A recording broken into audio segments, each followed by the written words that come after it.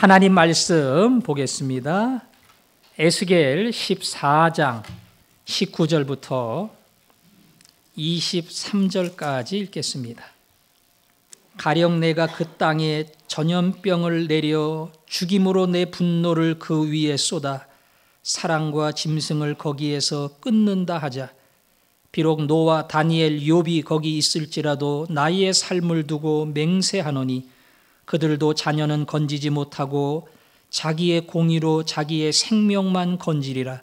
주 여호와의 말씀이니라.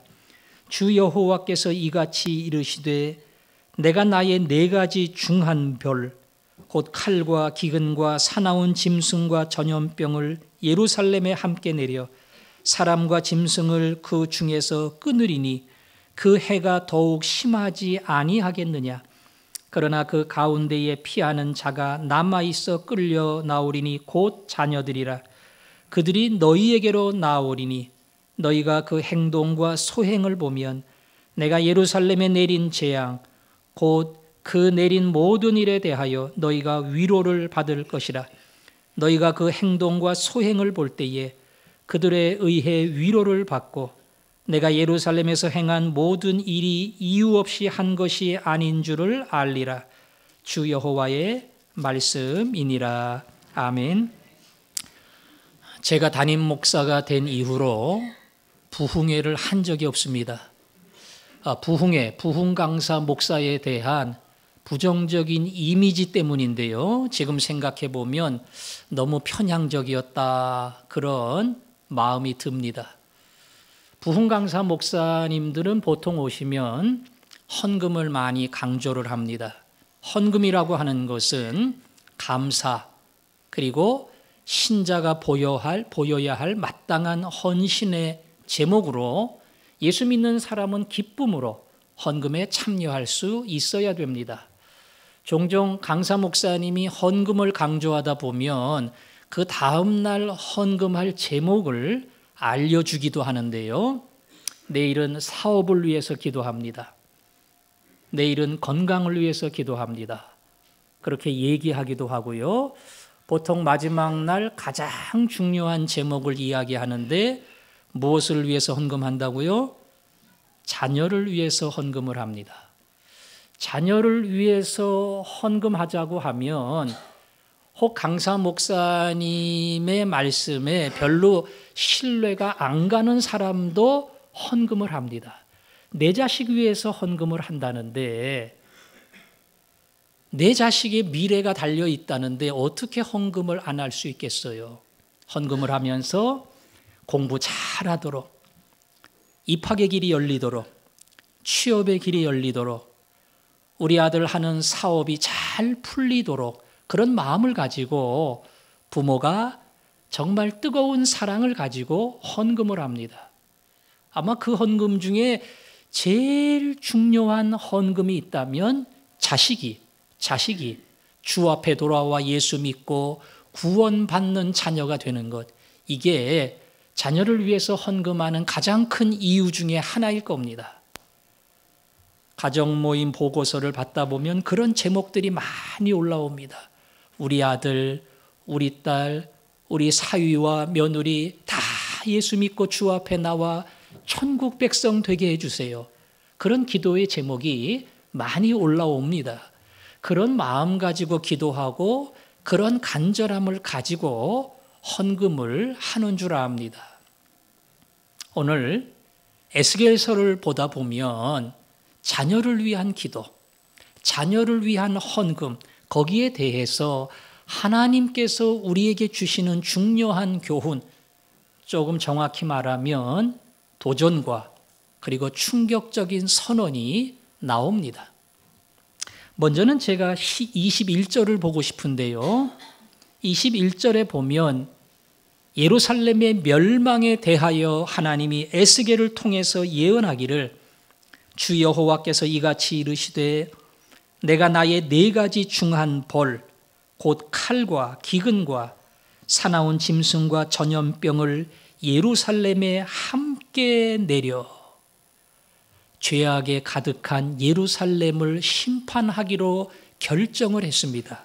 4가지 벌로 탈, 전쟁이죠. 전쟁입니다. 기근, 가뭄으로 바닥이 갈라지는 겁니다. 그리고 전염병, 병이 계속 옮겨가 수많은 사람이 죽는 겁니다. 짐승, 요거는 잘 모르겠지만 아마 사나운 짐승으로 예루살렘이 멸망할 리는 없고 짐승과 같은 폭동이 일어나는 거 아니겠는가, 그런 생각을 합니다. 예루살렘이 멸망될 때에 바벨론으로 인한 전쟁이 일어납니다. 전쟁이 일어나면 많은 사람이 죽습니다. 그리고 많은 사상자를 보면서 믿는 자에게는 하나님을 향한 탄식의 기도, 그리고 이해할 수 없는 궁금함과 그리고 내 이 가슴의 안타까움을 풀어달라고 하는 기도가 나옵니다. 왜냐하면 전쟁을 하면 군인들 죽습니다. 그거는 이해가 돼요. 그런데 왜 애꿎은 민간인들이, 아무것도 모르는 어린아이들이 죽어야 됩니까? 그 상황을 보면 안타까운 마음으로 기도하게 됩니다. 가뭄과 기근 마찬가지예요. 소나무 껍질 먹었다는 말 들어봤지요? 옛날에 그랬습니다. 나는 굶을 수 있어요. 근데 왜 내 아들은, 왜 내 딸은 먹을 것이 없어서 밥 달라고 울부짖을 수밖에 없는, 왜 무슨 죄를 졌다고 이러한 고통을 주십니까? 그렇게 기도할 수 있어요? 메르스가 확산되어 아무것도 모르는 사람이, 아이가, 더군다나 신앙생활을 잘하는 믿음의 사람들이 그 병으로 고통을 앓고 죽어간다면 당연히 질문이 나옵니다. 나쁜 사람 아닙니다. 주를 위해 살았고 주를 위해 봉사했습니다. 그런데 왜 그런 사람을 데려갑니까? 심지어는 요즘 보면 교회 폭탄 설치해서 믿는 자가 대규모로 살상을 당하는 그런 일이 벌어지기도 해요. 더 깊은 하나님을 향한 고통의 기도가 나옵니다. 다 믿는 사람이잖아요. 화전중앙교회처럼 이렇게 예배드리는데 어떻게 거기서 폭탄이 터지고 어떻게 거기서 하나님을 섬기는 사람들이 죽을 수가 있냐고요. 그런 안타까운 기도 설명을 해보세요. 이해를 시켜보세요. 어떻게 이런 일이 일어날 수 있습니까? 우리는 해답을 잘 모릅니다. 때로 하나님은 설명해 주시지도 않습니다. 그러나 성경을 통해서 우리는 하나님의 뜻이 무엇인가를 조금 짐작을 합니다. 요한계시록 6장에 보면 험한 세상을 살다가 순교한 많은 사람들이 천국에 가서 하나님께 기도합니다. 하나님, 언제 이 땅을 고치실 겁니까? 많은 사람이 죽었습니다. 이 세상을 고쳐야 될 거 아닙니까? 그때 하나님이 그 형제가 죽임을 당하여 수가 차기까지 해라. 더 죽어야 된다. 더 많은 사람이 피를 흘려야 된다. 그 죽음과 희생을 통해서 하나님의 뜻이 이루어지고 그 사랑의 눈물을 통해 거룩한 나라가 세워진다. 아마 우리에게 주시는 힌트 가운데 하나일 겁니다. 그러나 오늘 이 네 가지는 심판이 네 가지로 온다, 그 뜻이라기보다는 심판이 반드시 있다. 마치 네 가지로 오는 것처럼 그 심판은 분명히 찾아온다. 그래서 거기 함께 예루살렘에 내린다. 이렇게 표현을 했습니다. 예루살렘에 하나님의 심판이 반드시 임한다는 겁니다. 그런데 여기에 아까 우리가 서두에서 말씀드린 자녀를 위한 기도, 자녀를 위한 헌금, 그 상황에 조금 걸맞을 만한 합리적인 이야기가 나와요. 그 중에 하나는 뭔고 하니 20절에 노아, 다니엘, 욥이 거기 있을지라도 나의 삶을 두고 맹세하노니 그들도 자녀는 건지지 못하고 자기의 공의로 자기의 생명만 건지리라. 예수를 잘 믿고 믿음으로 살았던 사람은 비록 전쟁이 있고 가뭄이 있고 전염병이 돈다 할지라도 자기의 공의로 말미암아 자기의 생명은 구원함을 받으리라. 그 뜻입니다. 노아는 당대의 의인이라. 혼란한 세상 속에서 의로운 삶을 살다가 방주를 예비하고 구원받는 대표가 되었고, 세상 심판이 끝난 날 아담처럼 새로운 민족의 인류의 시조가 됐습니다. 의인 노아. 다니엘은 왕에게 경배하지 않으면 사자굴에 던지우리라. 그 왕의 명령을 알고도 예루살렘을 향한 창문을 열고 감사의 기도를 했던 사람이에요. 내 생명을 버리더라도 하나님을 향한 의의 신앙을 포기할 수 없다. 그래서 사자굴에 던지웠던 인물 아니겠어요? 다니엘, 의로운 하나님의 종입니다. 욥, 지난 주일날 설교했지요. 욥은 악에서 떠난 자, 하나님을 경외하는 자, 그리고 하나님이 자랑하기를 욥은 온전한 사람이다, 칭찬할 만큼 동방의 의인, 그 사람이 욥입니다. 멸망하는 예루살렘 성 가운데 만일 노아가 있고 다니엘이 있고 욥이 있다면 그들은 심판을 받지 아니하고 자기의 공의로 말미암아 구원을 받으리라. 하나님 그렇게 약속했습니다. 그것은 전쟁과 수많은 사람을 가리지 않는 사건과 그리고 고통 속에 우리가 이해할 수 있는 합리적인 답변을 주는 겁니다. 의로운 사람은 심판 중에, 전쟁 중에, 전염병 중에도 하나님이 살려주시리라. 이 말씀이 여러분에게 주시는 약속이 되기를 원합니다.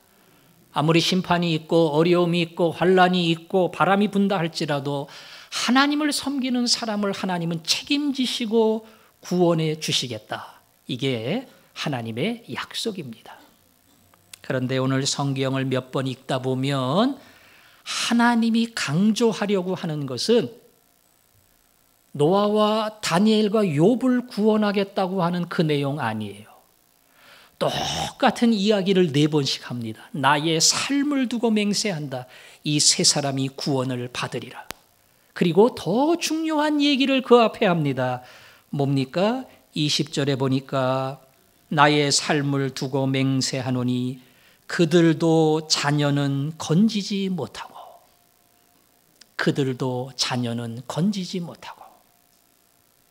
노아와 같은 사람, 다니엘과 욥과 같은 사람도 아무리 믿음의 사람이고 의로운 사람이고 온전한 사람이라 할지라도 자녀는 건지지 못하리라. 자녀가 믿음으로 살면 구원을 받지만 아버지의 믿음, 어머니의 믿음, 부모의 온전함 때문에 자녀는 건짐을 받을 수가 없다. 그 얘기입니다. 하나님, 내가 기도 많이 했는데요. 우리 자식 위해서 헌금했는데요. 주님을 위해서 봉사했는데요. 근데 아무리 내가 욥과 같은 신앙, 노아와 다니엘처럼 산다 할지라도 너희만 구원을 받지 너희로 인해 자녀는 건짐받지 못한다. 이거는 전혀 우리의 예상과는 다릅니다. 우리의 기대와는 다릅니다. 우리는 구원 받으리라고 믿고 있어요. 언젠가는 올 거라고 믿고 있어요. 그래서 계속 기도하고 하나님 앞에 자녀를 위해서 헌신을 했는데 자녀를 구원하지 못한다. 이거는 우리에게 충격적인 답변입니다. 근데 성경에 그 사례들이 나와요. 그 사례들이 이스라엘의 왕국 시대를 열었던 사무엘은 어릴 때부터 하나님의 음성을 들었던 깨어있는 사람, 헌신의 사람이었습니다. 사무엘이 자기의 시대가 지나가는 것을 알고 두 아들을 사사로 세웠어요. 성경에 보니까 이 두 아들은 아버지의 행위를 따르지 아니하고 이익을 따라 뇌물을 받고 판결을 굽게 했느니라. 아버지 누구라고요? 사무엘입니다. 그런데 사무엘의 두 아들은 전혀 아버지를 닮지 아니하고 뇌물 받고 자기 마음대로 돈 주는 사람 위주로 판결을 내리는 악한 사사와 판사가 되었다는 겁니다. 사무엘이 그 두 아들 보면서 얼마나 마음이 아팠겠어요. 내 길을 가지 않아요. 다른 길을 가요. 돈을 찾아요. 아버지 마음이 아프겠지요. 다윗은 이스라엘을 대표하는 성군입니다. 메시아 왕국을 열었던 임금입니다. 그런데 다윗에게 아들이 많았는데 마치 왕자의 난이 일어나는 것과 같은 수많은 혼란 속에서 첫 번째 아들 암논이 죽고요. 똑똑한 아들 압살롬이 죽고요. 그 다음에 지혜로운 아들 아도니아도 죽습니다. 다윗은 믿음의 사람, 회개의 사람, 죽는 날까지 쓰임받는 사람이었는데 그 아들들 가운데는 이토록 분쟁과 싸움과 죽음의 역사가 일어난 겁니다. 왜? 성경에 보면 다윗의 마음이 찢어졌습니다.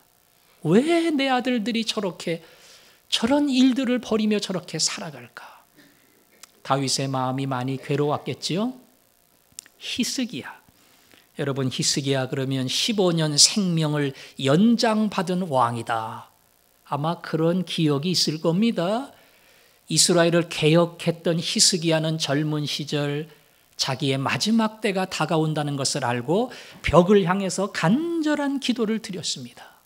그때 하나님께서 내가 네 기도를 들었고 그리고 내 음성을 들었다. 15년 생명을 연장해 줬어요. 그리고 연장된 15년 동안 귀한 자식을 낳았습니다. 그 자식이 므낫세입니다. 히스기야가 죽고 므낫세가 뒤를 이어 왕이 되었을 때에 므낫세는 남쪽 유다 왕국의 가장 악랄한 왕이 됐습니다. 하나님을 배격하고 우상을 섬기고 백성들을 타락의 길로 인도하는 가장 악한 왕이 됐어요. 다행히 히스기야는 죽었기 때문에 육신의 눈으로는 못 봤지요. 그러나 자기 아들이 하나님의 은혜로 15년 생명을 연장시켜 주었는데 그때 하나님이 주셨던 선물이 저렇게 망가지고 있다는 거 얼마나 충격이었겠습니까? 1호 제사장 아론, 모세의 형 아론. 그 아론의 첫째 아들은 나답이고 둘째 아들은 아비후입니다. 아버지의 뒤를 이어 다 제사장의 일을 했습니다.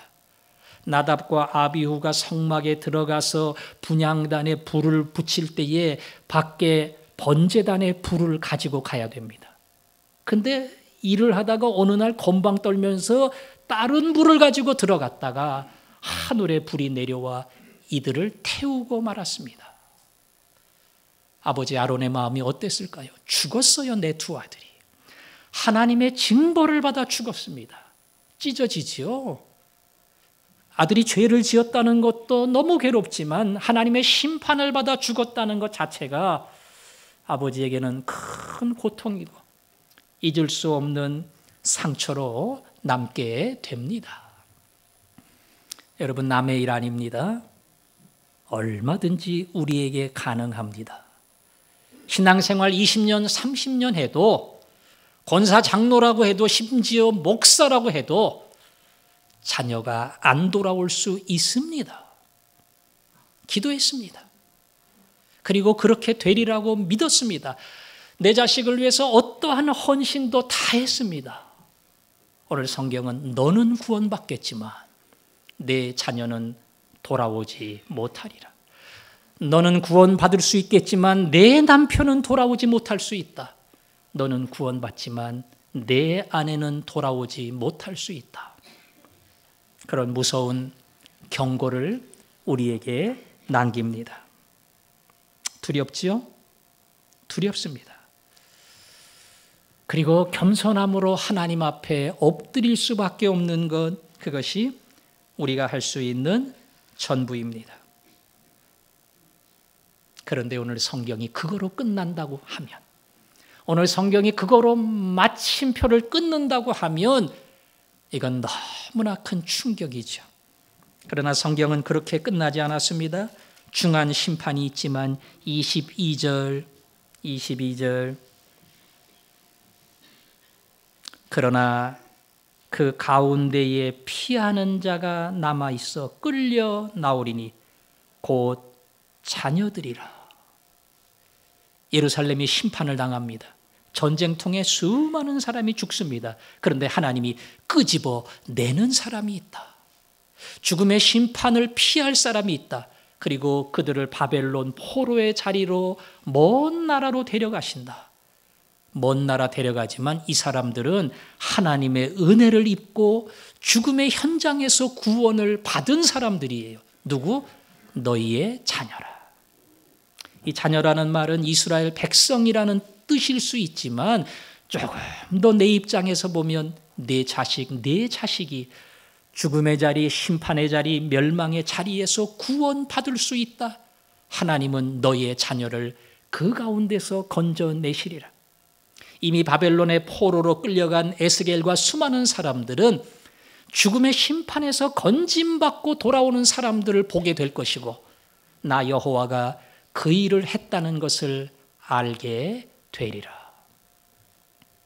이것이 하나님이 우리에게 주신 소망의 메시지입니다.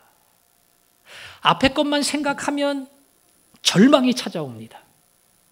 얼마나 많이 기도했는데요. 얼마나 그 일 때문에 내가 부담을 가지고 하나님 앞에 엎드렸는데요. 그럼에도 불구하고 여전히 반응이 없고, 반응이 없는 게 아니라 너만 구원을 받고 자식은 책임 못 진다. 자기 결정 따라서, 자기 믿음 따라서, 자기 가는 길 따라서 그 책임 자기가 져야 된다. 이거는 우리에게 얼마나 큰 부담과 충격을 주는 겁니까? 그러나 하나님은 그러나 나는 심판의 자리에서 너희의 자녀를 건지리니 죽음의 자리에서 그들을 끌어내리니 곧 너희 자녀들이다. 소망의 메시지를 우리에게 전해줍니다. 요즘 대신방합니다. 대신방하면서 제가 설교 말씀을 드리고 돌아가면서 쭉 자기소개를 해요. 나이도 이야기하고 가정도 이야기하고 어떻게 예수를 믿게 되었나 이런 것들을 쭉 나눕니다. 그런데 적지 않은 사람들이 제가 어렸을 때 신앙생활 잘했어요. 뜨겁게 했습니다. 그런데 어느 순간 멀어지기 시작했고요. 등지기 시작했고요. 교회를 잊어버리기 시작했습니다. 오랜 세월 7년, 10년, 어떤 사람은 20년 전혀 예수와 관계없는 신앙을 살다가 어느 날 하나님이 나를 불렀습니다. 그래서 하나님이 나를 부르시는 어찌 보면 우연히 찾아가기도 했고 어찌 보면 마음이 간절해서 찾아가기도 했지만은 찾아가는 그날 하나님이 내게 얼마나 큰 은혜를 주시는지 그냥 울다 말았습니다. 그 사람이 떠났을 때는 가능성이 없어 보입니다. 완전 등졌습니다. 교회와 관계 없는 사람이었습니다. 그런데 하나님은 기어이 그를 다시 불렀습니다.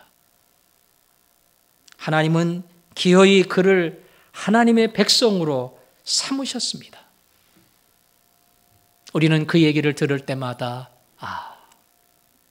자식을 위한 기도. 우리 아들 초등학교 때 잘 나왔어요. 그런 부모들 많아요. 중고등학교 때까지는 열심히였어요. 그런 부모도 많습니다. 지금은 안 나온 지 오래됐습니다. 오늘 이 소망의 메시지는 우리에게 동일한 소망 줍니다. 하나님이 부르실 때에 하나님이 그 마음에 어느 날 감동을 주실 때에 안 되는 자리, 불가능한 자리, 반응이 없어 보이는 그 자리, 그 삶 속에서 하나님이 그를 변화시켜 하나님의 집에 그리고 예수를 부르는 자리에 눈물과 통곡을 가지고 그 앞에 나오도록 하나님이 감동으로 그를 부르시는 날이 있으리라. 이것을 성경은 우리에게 약속합니다. 그래서 소망이 있습니다. 주일학교에 교회에 나왔던 친구들 그러고 안 나오는 사람 많습니다. 근데 여러분 우리 교회 새로 나온 사람들 물어보면 교회라는 교회는 한 번도 가본 적이 없습니다. 이런 사람은 100명 중에 2-3명이에요. 100명 중에 한 7, 80명은 제가 초등학교 때 좀 다녔거든요. 그때 크리스마스 부활절 때 빵 먹으러 좀 갔거든요. 아니요. 제가 중고등학교 때까지는 열심히 했어요. 회장도 했어요. 대부분 그런 사람들이에요. 하나님은 끝내 불러내시는 겁니다. 확률적으로 말하면 주일학교에 다니다가 떠난 친구들이 다시 교회에 올 확률이 훨씬 높아요. 하나님은 그 사람들을 오늘 멸망과 심판의 자리에서 다시 피하는 자리로, 구원의 자리로 너희 자녀들을 불러오리라. 그것이 하나님의 약속입니다. 그리고 여러분 모두에게 주시는 약속입니다. 기도하고 그 앞에 나가는 너희들의 기도가 헛되지 않도록 내가 어느 날 간섭하고 구하고 그리고 건져주리라. 우리 모두에게 주시는 하나님의 약속이고 그리고 복된 메시지인 줄로 믿습니다. 그래서 다시 또 기도해야 됩니다. 건성으로 기도할 수 없습니다. 내 기도가 건성이면 내 자식이 죽어요. 그래서 간절히 내 아들을 위해서 내 딸을 위해서 기도하는 거예요. 모세는 하나님 이스라엘 백성을 심판하시려면 내 이름을 생명책에서 지워주십시오. 아니, 내가 지옥에 간다 할지라도 이 백성 건져주셔야 됩니다. 그래서 이스라엘 백성은 다시 하나님 쓰임받는 민족 됐습니다. 바울은 내 고륙의 친척이 구원을 받기 위해서 내가 저주를 받을지라도 나는 그것을 원하노라. 하나님 앞에 저주를 받을지라도 내 친척, 내 형제들이 예수를 믿을 수만 있다면 이게 바울의 소원이었습니다. 그런 마음으로 우리는 기도해야 됩니다. 하나님 주신 선물이잖아요. 난 이 아들, 이 딸 포기 못합니다. 하나님 반드시 부르시는 하나님 예비하신 그날이 있어. 내 힘으로가 아니라 정말 하나님의 은혜로 그를 돌이키게 하는 구원의 그날이 있을 줄로 믿습니다. 제가 그날까지 포기를 못합니다. 모세의 심정, 바울의 가슴을 저에게 주시고 그날까지 제가 하나님 앞에 기도할 겁니다. 그게 기도를 포기하지 않는 여러분의 소원이 되기를 원합니다. 그러나 그 기도는 삶이 뒷받침이 돼야 돼요. 삶이 뒷받침이 돼야 됩니다. 여러분, 교회에서는 칭찬 듣고 봉사하고 인정받는 사람인데 집에서는 전혀 그렇지 못한 아버지, 어머니로 남는 사람 있어요. 자기는 잘한대요. 내 자식에게 나는 굉장히 사랑하고 희생하고 뒷바라지하고 애를 쓴대요. 근데 자식은 그렇게 생각 안 하거든요. 우리 아버지, 우리 엄마는 교회에서 참 열심히야. 칭찬 들어. 그러나 집에서는 아니야. 아니, 내가 너를 위해서 얼마나 많이 고생을 하고 사랑하고 뒷바라지 해주고 애를 썼는데 돈 줬지 사랑한 거 아니에요. 엄마 소원을 나한테 이루려고 하는 것이고 아빠 욕심 나한테 채운 거지 사랑한 거 아니에요. 전혀 부모에게서 사랑을 느끼지 못한 거예요. 부모는 사랑했습니다. 그러나 그 사랑이 내 욕심의 표현이 되면 안 돼요. 아들과 딸을 있는 그대로 사랑하고 더군다나 그 사랑을 표현하고 아들과 딸이 나를 보면서 우리 아버지, 우리 어머니가 나를 정말로 사랑하는구나 그거를 알 수 있게끔 아버지, 엄마가 자기의 사랑을 줘야 돼요. 그럴 때 기도가 힘이 있는 거예요. 그렇지 않으면 기도가 허무한 기도가 됩니다. 기도는 무진장하는데 사랑의 표현이 없고 자식이 그 사랑을 느낄 수 없으면 우리의 기도는 맹랑한 기도로 끝날 수가 있습니다. 그래서 경건한 믿음의 행동, 행함과 진실함으로 하자. 자식을 향한 정말 부모의 사랑이 느껴지고 표현이 되도록 그렇게 사랑을 해야 됩니다. 창세기에 보면 아브라함의 마지막 죽음의 사건이 나옵니다. 거기 보면 이런 간단한 역사의 기록이 적혀 있어요. 25장에 아브라함이 죽은 후에 하나님이 그의 아들 이삭에게 복을 주셨고 그냥 쭉 이어지는 겁니다. 그러나 옛날 이 말씀을 읽으면서 저는 그 말씀에서 딱 멈췄습니다. 아브라함은 죽었어요. 이 복받은 대표적 조상입니다. 복의 근원이라고 우리가 이야기를 합니다. 그런데 아브라함은 죽었습니다. 그 아들은 다음 세대예요. 그런데 하나님이 아브라함이 죽은 다음에 아브라함에게 주었던 복을 그 아들 이삭에게 주셨다. 얼마나 부럽습니까? 내가 예수 믿고 예수 안에 받았던 복을 내 아들이 내 딸이 그대로 이어서 받는다는 것. 이건 정말 하나님이 주시는 큰 은혜 가운데 은혜입니다.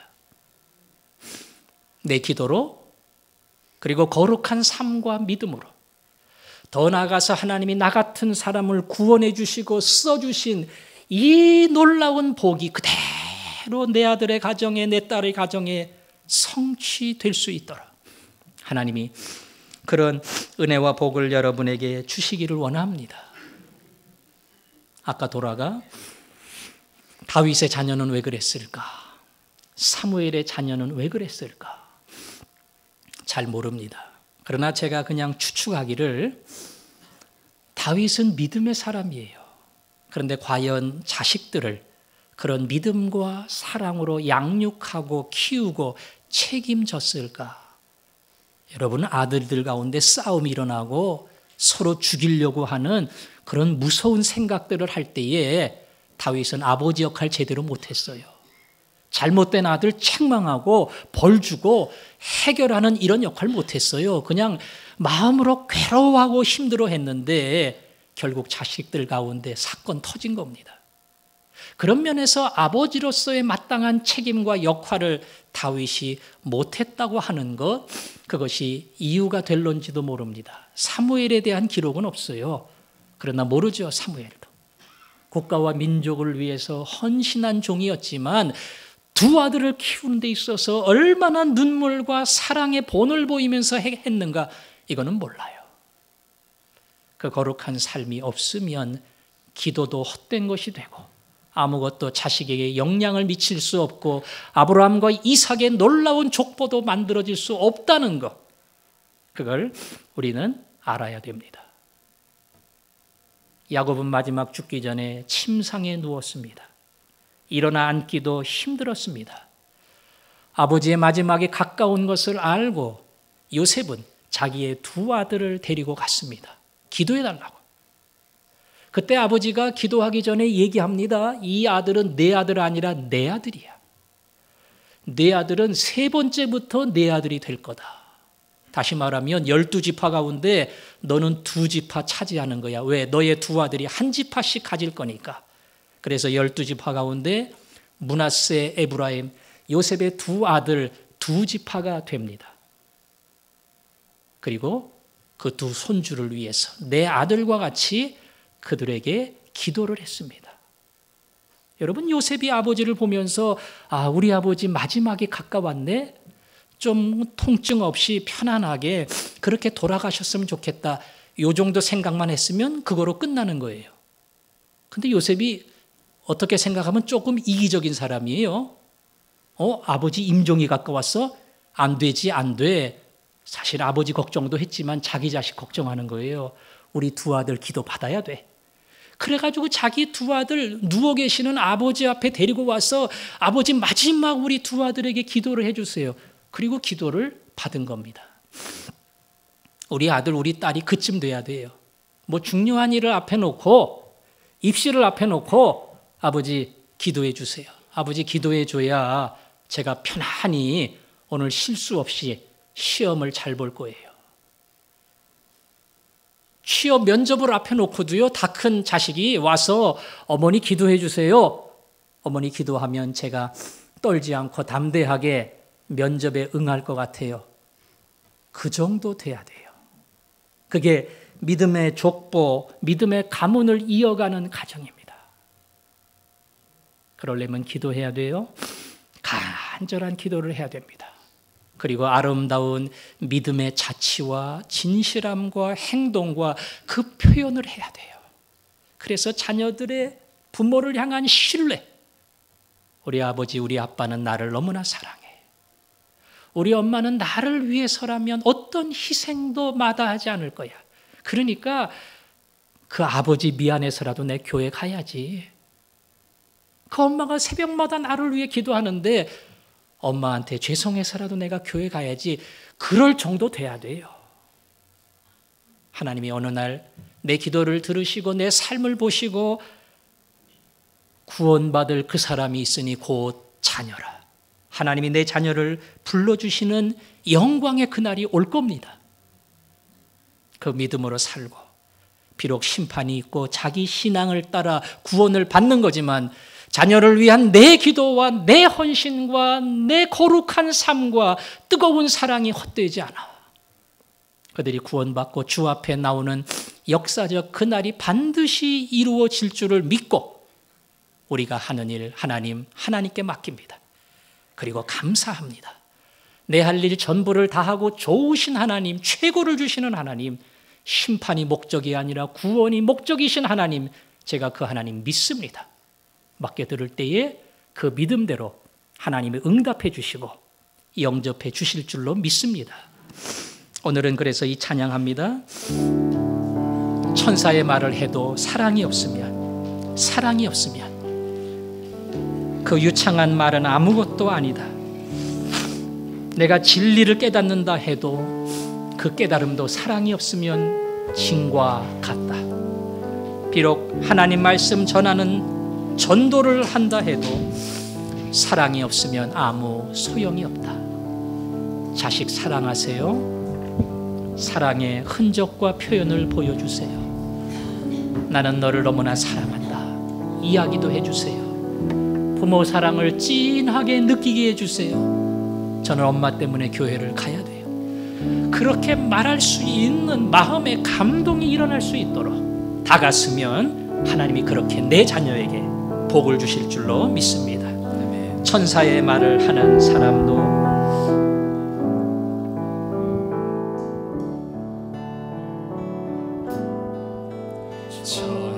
천사의 말을 아는 사람도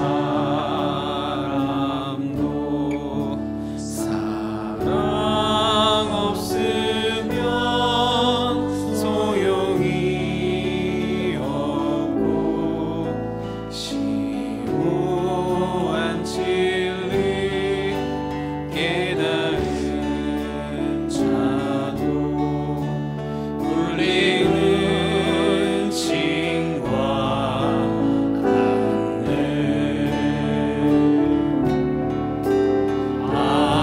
하나님 말씀 전한다 해도 그 무슨 소용이 있나.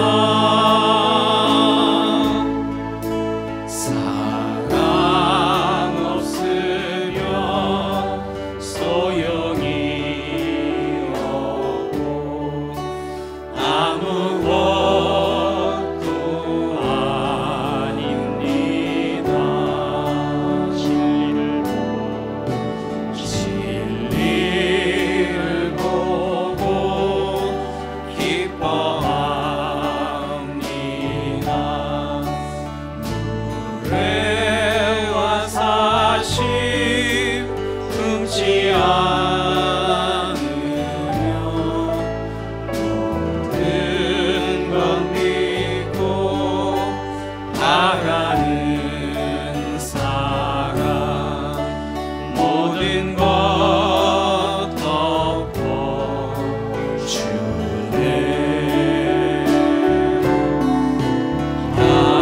하나님 말씀 전한다 해도 그 무슨 소용이 있나. 사랑 없으면 소용이 없고 아무것도 아닙니다. 기도합시다. 기도를 포기하지 마세요. 그리고 정말 사랑하세요. 내 아들 내 딸이 엄마의 사랑, 아버지의 사랑을 느낄 수 있도록 사랑하세요. 때로는 표현도 하세요. 나는 어떠한 희생도 너 위해 할 수 있어. 내 욕심 때문이 아니고 내 소원 때문이 아니고 네가 예수 믿고 바로만 설 수 있다면, 그럴 때 그 기도는 힘이 있습니다. 하나님이 그 기도를 들으시는 줄로 믿습니다. 그리고 반드시 내 자녀를 건져주시리라. 하나님의 위대한 약속이 여러분 가정 안에 이루어질 겁니다. 오늘 이 믿음 가지고 기도합니다. 하나님, 기도합니다. 맡깁니다. 사랑합니다. 하나님의 놀라운 응답이 있을 줄로 믿습니다. 이 시간 우리 한 목소리로 기도하겠습니다. 아버지 하나님, 아들과 딸을 사랑합니다. 귀한 선물 주신 하나님은 더 사랑하는 줄로 믿습니다. 기도를 포기하지 않을 겁니다. 하나님, 내 사랑도 멈추지 않을 겁니다. 그 사랑이 그대로 아들, 딸들에게 전해지게 하시고, 엄마의 사랑, 아빠의 사랑이 얼마나 큰지를 그들이 알게 하시고, 그 사랑 때문에, 그 기도 때문에 주 앞에 돌아오게 하여 주옵소서. 예수님 이름으로 기도합니다. 아멘.